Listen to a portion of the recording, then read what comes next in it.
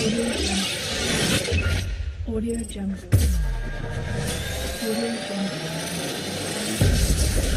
Audio Jungle.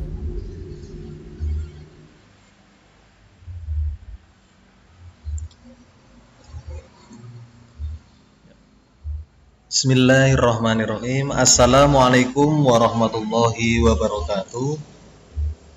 Bagaimana kabarnya anak-anak? Sehat semua kan? Alhamdulillah.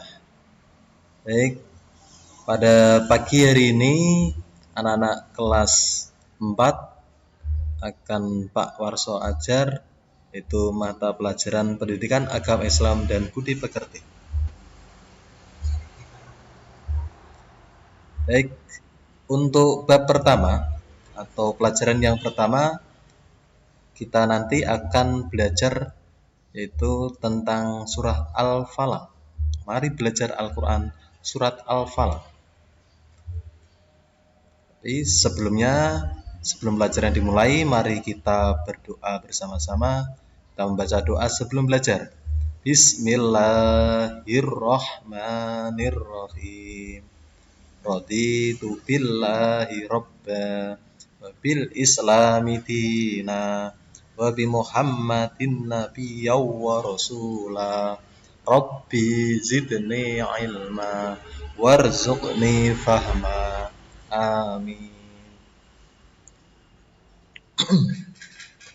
Anak, kalian tentunya sudah tahu apa itu surat Al-Falaq ya.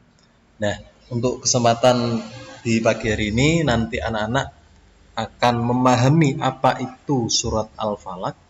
Kemudian yang kedua tentang bagaimana cara yang benar membaca surat Al-Falaq.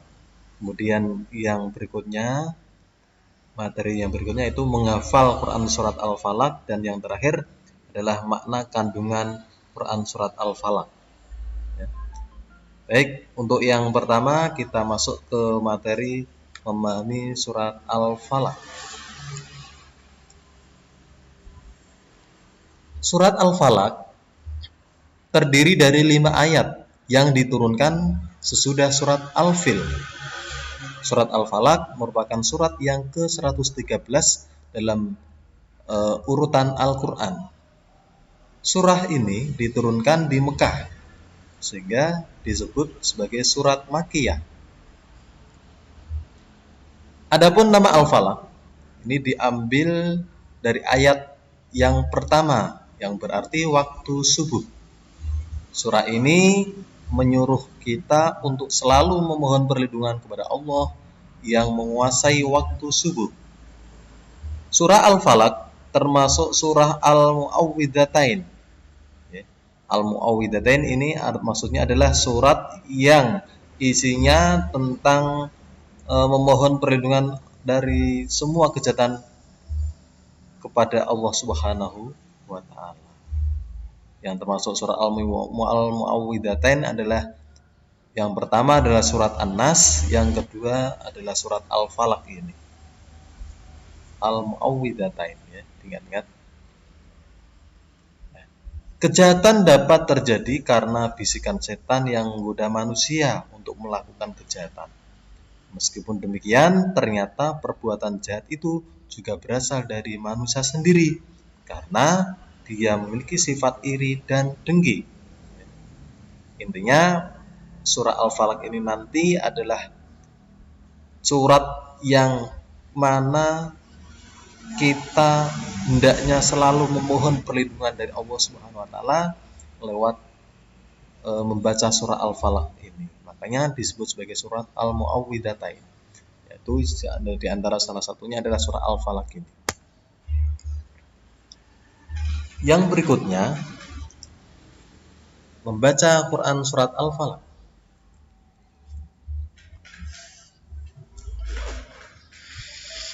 Mari kita membaca surah Al-Falaq sesuai dengan makhraj hurufnya. Mulailah dengan membaca ta'awudz dan basmalah. Perhatikan bacaan Pak Guru, diperhatikan nanti untuk anak-anak bisa menirukan ya. A'udzu billahi minasy syaithanir rajim. Bismillahirrahmanirrahim.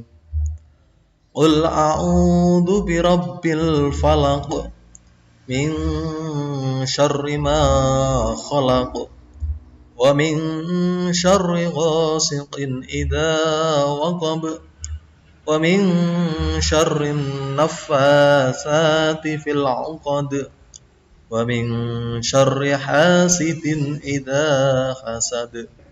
Shadaqallahul adzim. Baik, anak-anak, tentunya anak-anak semua sudah sering kali mendengar bahkan membaca surat Al-Falaq ini ya. Karena ini termasuk surah pendek dan saya yakin anak-anak sudah banyak yang menghafal ya.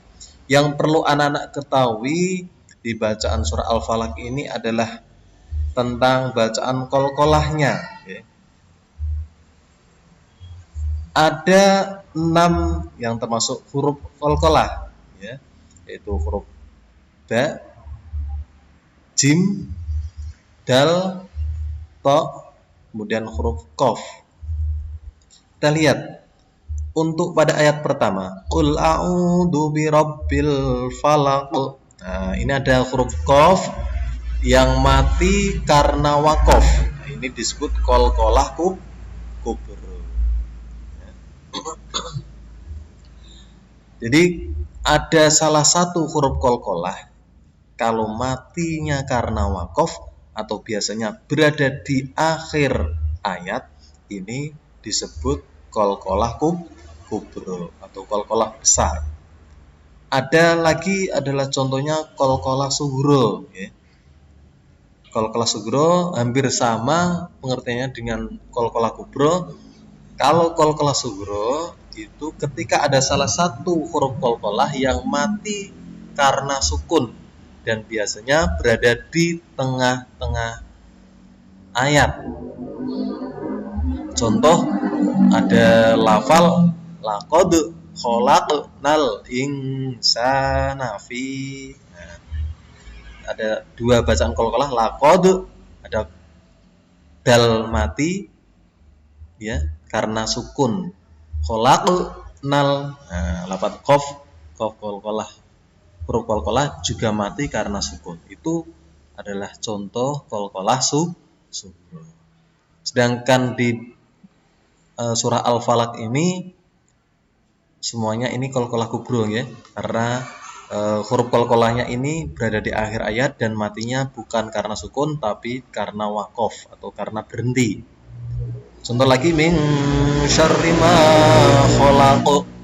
Nah, ini juga qalqalah. Jadi bacaan qalqalah itu cara membacanya memantul ya.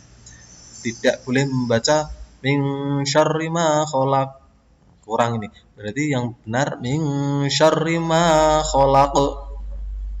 Contoh lagi wa min syarri ghasiqin idza waqab.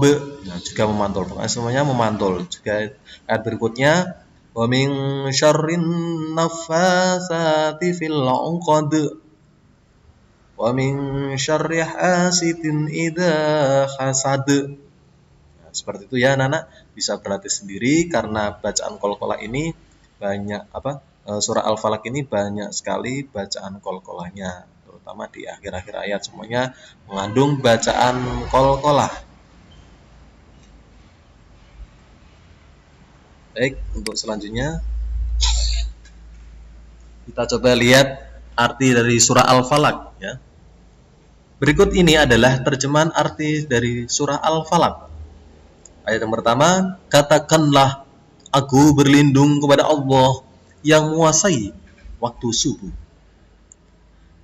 dari kejahatan makhluk yang Dia ciptakan dan dari kejahatan malam apabila telah gelap gulita, dan dari kejahatan perempuan-perempuan penyihir yang meniup pada buhul-buhul atau talinya, dan dari kejahatan orang yang dengki apabila ia dengki. Dengan melihat terjemah surah Al-Falaq ini, intinya kita itu berlindung kepada Allah ya, yang menguasai subuh atau menguasai alam ya. Dari apa? Yang pertama dari kejahatan makhluk ciptaannya, baik manusia, jin, atau yang lain sebagainya. Kemudian dari lagi kita berlindung pada Allah dari kejahatan malam. Ya. Kejahatan malam misalnya ada perampokan, pencurian, dan lain sebagainya. Kita agar terlindung dari hal-hal tersebut. Kemudian kita berlindung pada Allah dari kejahatan perempuan-perempuan atau tukang penyihir, tukang sihir, tukang santet, dan lain sebagainya. Dan yang terakhir kita berlindung kepada Allah dari kejahatan orang yang dengki. Ya. Itu adalah surah Al-Falaq. Jelas bahwa surah Al-Falaq dengan melihat terjemahnya ini kita tahu bahwa intinya surah Al-Falaq adalah isinya kita diperintahkan untuk selalu berlindung pada Allah dari segala kejahatan tersebut.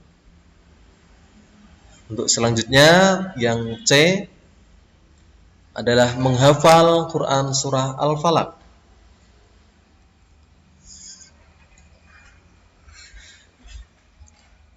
Pak Warso yakin anak-anak sudah banyak yang sudah menghafal surah Al-Falaq ya. Karena ini termasuk surat pendek yang sering anak-anak dengar dan sering anak-anak baca. Setelah anak-anak pandai melafalkan surah Al-Falaq dengan benar, marilah kita berlatih menghafalkannya. Ya, caranya mudah, yaitu membacanya dengan berulang-ulang ayat demi ayat hingga bacaannya benar. Ya. Diulang-ulang ayat 1, kalau sudah lancar kemudian dilanjutkan ayat yang kedua dan seterusnya. Mintalah orang tuamu menyimak dan membimbing hafalanmu agar tahu benar dan salahnya bacaanmu. Jika ada yang salah, mintalah dia membenarkannya sesuai dengan lafal yang disimaknya. Ya. Jadi intinya anak-anak dituntut untuk hafal surah Al-Falaq ini. Ya. Saat menghafalkan surah Al-Falaq diperlukan rasa percaya diri agar lebih mudah mengingat hafalan lafal yang diucapkan. Dengan belajar keras dan penuh ketekunan pasti anak-anak akan berhasil. Jadi seperti itu ya. Dalam menghafal apapun termasuk menghafal surah Al-Falaq, rasa percaya diri harus dimiliki anak-anak biar cepat bisa menghafal. Oke. Yang D atau yang terakhir adalah makna kandungan Quran surat Al-Falaq.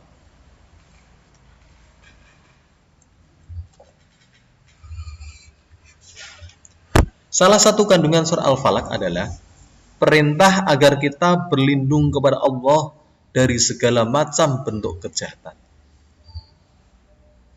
Bentuk-bentuk kejahatan yang diceritakan dalam surah Al-Falaq antara lain, yang pertama kejahatan dari sesama makhluk Allah. Ya. Seperti yang Pak Warso jelaskan tadi, kejahatan sesama makhluk ini contohnya banyak sekali, ya, anak-anak.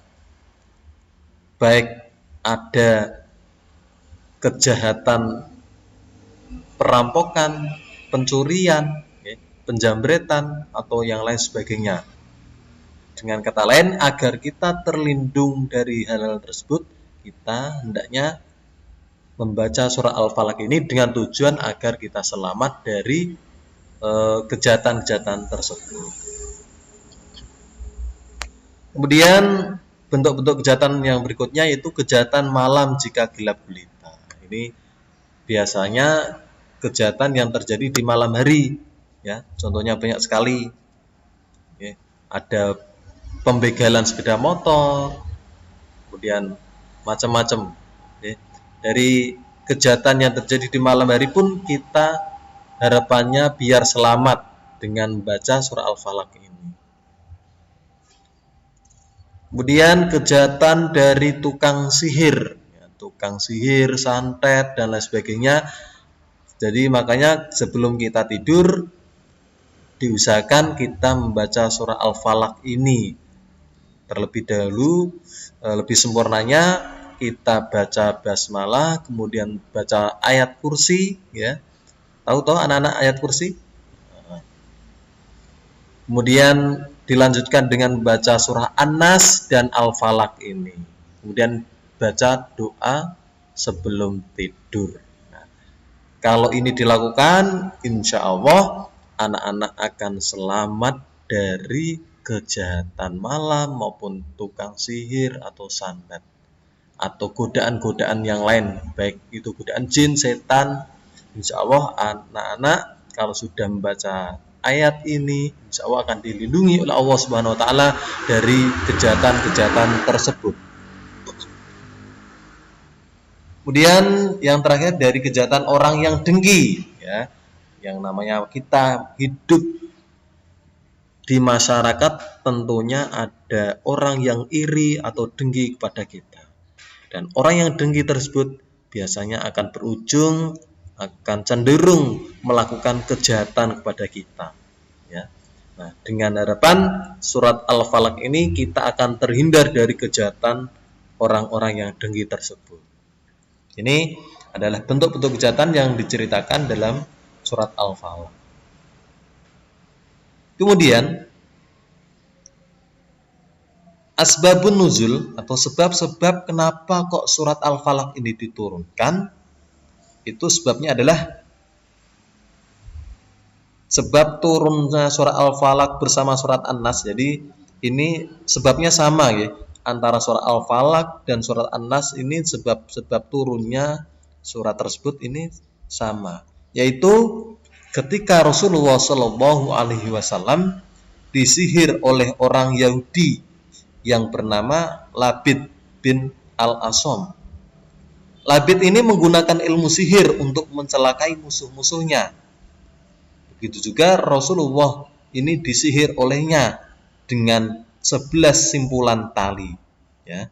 Kemudian Allah Subhanahu Wa Taala memerintahkan Rasulullah Shallallahu Alaihi Wasallam untuk membaca surat Al-Falaq dan surat An-Nas yang terdiri dari atas 11 ayat. Ya. Surat An-Nas dan surat Al-Falaq kalau dijumlahkan ayatnya ada 11. Dan setiap satu ayat dibacakan, maka lepaslah simpul itu satu per satu.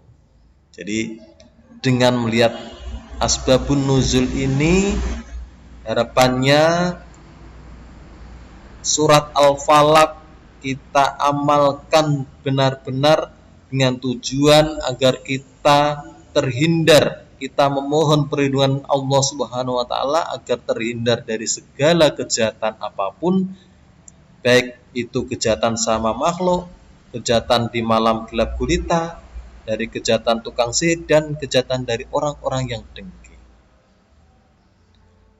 Saya kira itulah kurang lebih dari makna kandungan surah Al-Falaq. Jadi ketika anak-anak mau pergi kemana, mau jalan-jalan tengah malam gelap gulita, biar tidak takut, maka hendaklah membaca Quran surat Al-Falaq ini. Insya Allah anak-anak akan terlindung dari kejahatan atau godaan-godaan jin ataupun yang lain sebagainya. Insya Allah. Demikian anak-anak. Ya. Terima kasih untuk materi pelajaran di kali ini. Cukup sekian. Terima kasih atas segala perhatiannya dan mohon maaf atas segala kekurangannya. Jika ada yang kurang paham bisa baca-baca sendiri di LKS atau bisa tanya langsung japri ke Pak Warso. Dan mudah-mudahan apa yang saya sampaikan bermanfaat untuk kita semua. Semoga ilmunya bermanfaat. Amin ya rabbal alamin. Saya akhiri, wal afu minkum. Wassalamualaikum warahmatullahi wabarakatuh.